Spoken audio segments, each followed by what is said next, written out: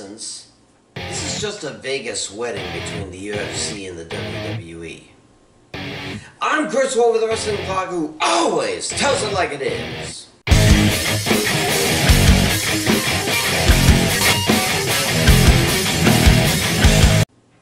Las Vegas, where financial dreams go to die. The original Sin City. You got the vice, they got it here. Liquor up front, poker in the rear. The home of the Stanley Cup winning Golden Knights, the NFL Raiders, and the soon-to-be Vegas Athletics of Major League Baseball. And during the pandemic, home of the UFC when they weren't going to that private island.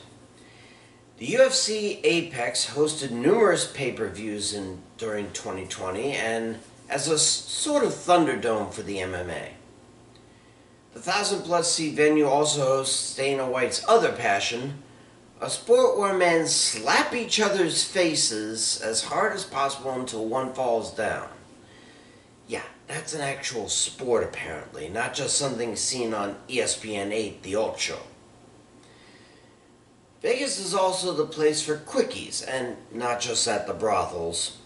Many couples can claim to be married in the bosom of Paradise, Nevada, that is.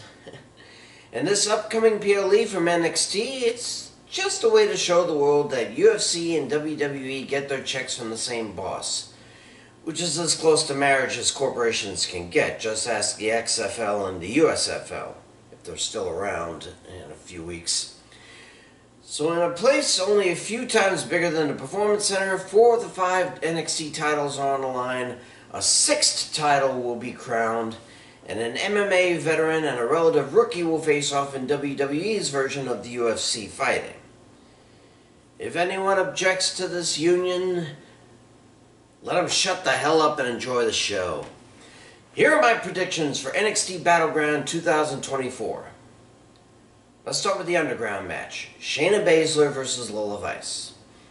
Let's face facts. Baszler is only back in NXT to push Vice to a higher ground.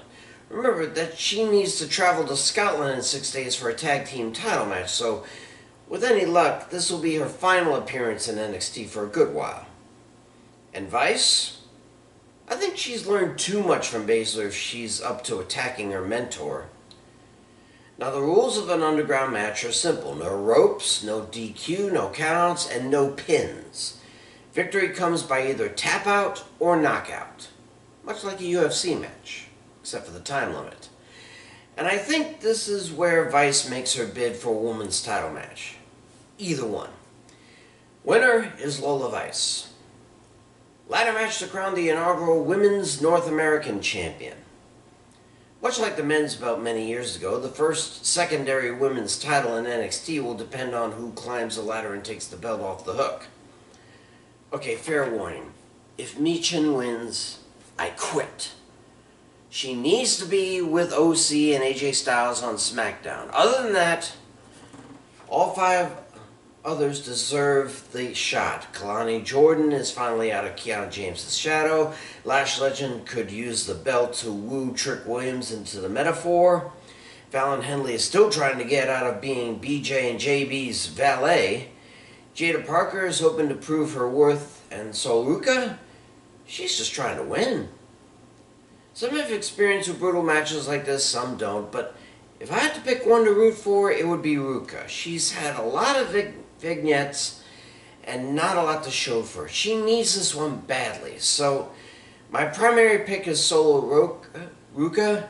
For half a point, I choose Kalani Jordan as secondary. NXT Tag Team titles. Nathan Frazier and Axiom defend against the OC. Again, if Gallows and Anderson win, I quit. We have had more than enough main roster folks winning gold in NXT, starting with Charlotte Flair back in 2020. No more!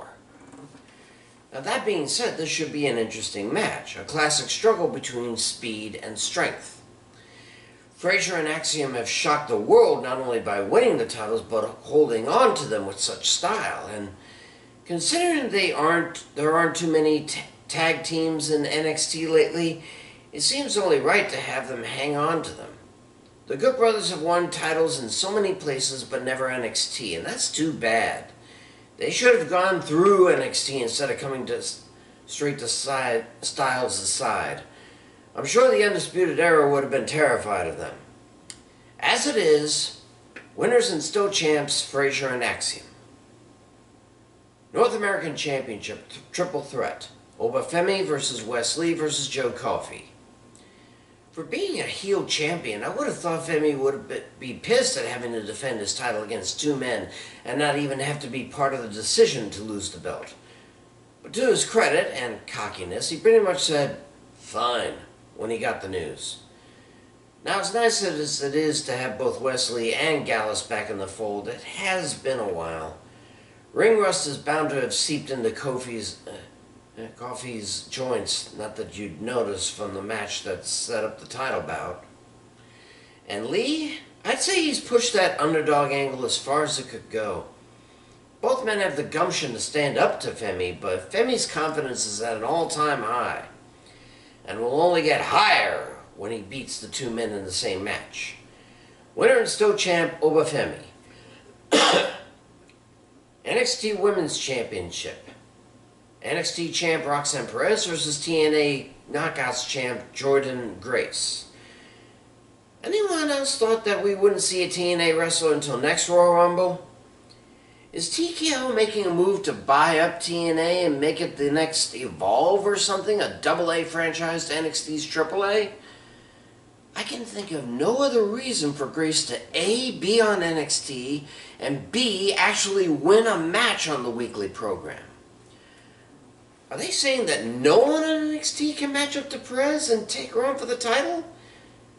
I don't think so. This has to be a repeat of WWE buying up WCW, showing the once prominent competition that they can't compete.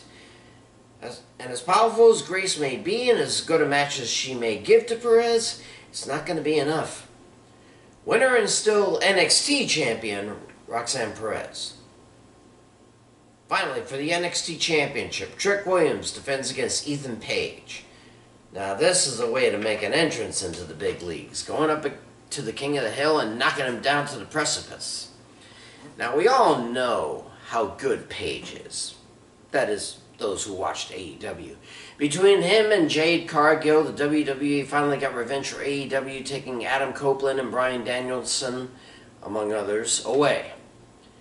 Page is a young and promising wrestler, so of course making him force the Rockette into a ludicrous contract, including a title match as his first ever match, is a wise move. But the last few NXT champs remained champ for a good while before losing it, and I don't think Williams has held it long enough. If he drops it to Page, he'll be stuck trying for the North American title and then to a quick exit. No doubt in my mind, Page will be champ someday, just not today. Winner and still champion Trick Williams. Those are my picks. Next week, Clash at the Castle. For now, enjoy the WWE's version of the Red Wedding. I'm Chris Wolvie, the Wrestling Cloud, who always tells it like it is. Pray for peace, and I'll see you.